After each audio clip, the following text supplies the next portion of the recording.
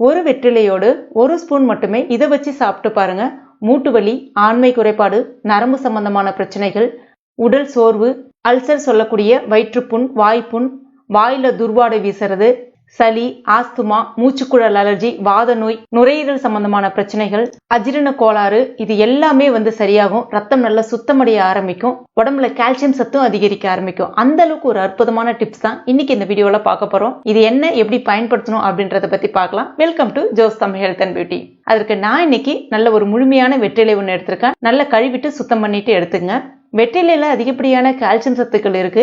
இன்னைக்கும் கிராமப்புறங்கள்ல கவனிச்சு பார்த்தீங்கன்னா எந்த ஒரு தாத்தாவும் பாட்டியுமே குச்சி கம்பு எதுவுமே இல்லாம 80 வயசுலயும் அப்படியே அழகா நடப்பாங்க. காரணம் என்னன்னு பாத்தீங்கன்னா இன்னைக்கும் அவங்க வெற்றிலை, பாக்கு, சுண்ணாம்பு இது மூணுமே கலந்த கலவையை அவங்க சாப்பிடுவாங்க.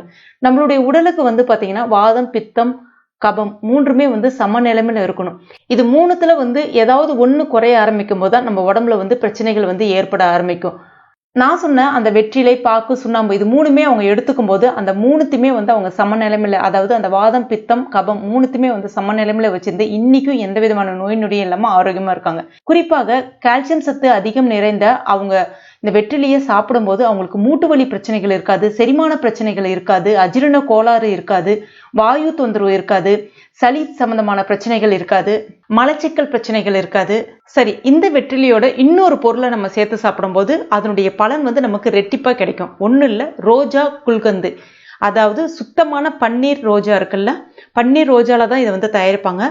சுத்தமான பன்னீர் ரோஜா கூட கொஞ்சமா தேனு, கற்கண்டு இதெல்லாம் கலந்த ஒரு கலவை தான் குல்கந்து. உங்களுக்கு நாட்டு மருந்து கடைகளை, டிபார்ட்மெண்ட் ஸ்டோர்ல, மளிகை கடைகளை ரொம்ப எளிதா கிடைக்கும். குல்கந்து உடல் உஷ்ணத்தை குறைக்கும், உடலுக்கு நல்ல ஒரு குளிர்ச்சியை கொடுக்கும்.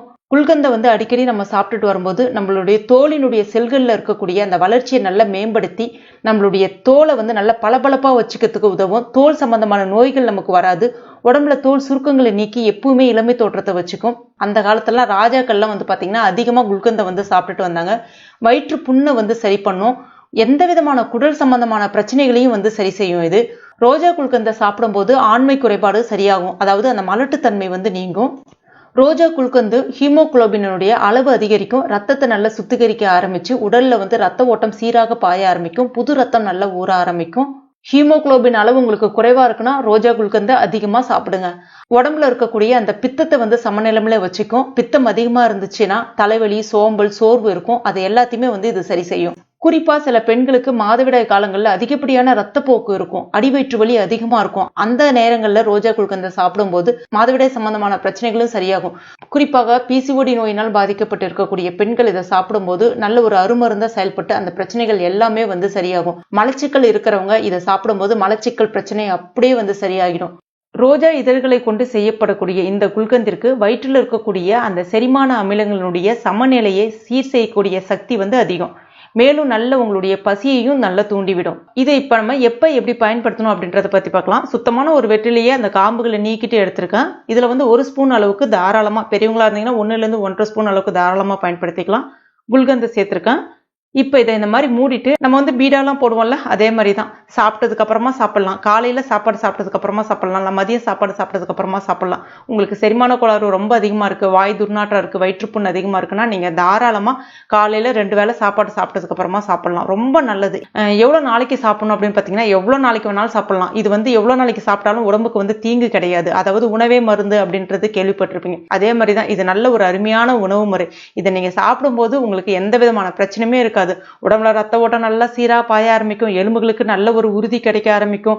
மூட்டு வலி இருக்காது, எலும்பு தேய்மானம் இருக்காது, எலும்பு மஜ்ஜைகளுக்கு நல்ல ஒரு வலு கிடைக்கும். குறிப்பாக பாத்தீங்கன்னா உடம்புல ரத்த ஓட்டம் நல்லா சீராக பாய ஆரம்பிக்கும். நரம்புகளுக்கு நல்ல ஒரு புத்துணர்ச்சியை கொடுக்கும். ரத்தத்தை நல்லா சுத்திகரிக்கும். ஹீமோகுளோபின் அளவு அதிகரிக்கும். ரொம்ப சூப்பரான டிப்ஸ்ங்க. பெண்கள் எல்லாருமே சாப்பிடலாங்க, அவ்வளோ நல்லது. இது சாப்பிட்றதுக்கு நல்ல சுவையாகவும் இருக்கும். வெற்றிலையோட சேர்த்து சாப்பிட முடியாதவங்க ரோஜா குல்கந்தை சுடு தண்ணியில கலந்தும் சாப்பிடலாம். அதுவும் எப்படி வேணாலும் சாப்பிடலாம், உங்களுடைய விருப்பம். வெற்றிலையை நீங்க தனியாகவும் எடுத்துக்கலாம், இல்லைன்னா ரோஜா குல்கந்தை தனியாகவும் எடுத்துக்கலாம்.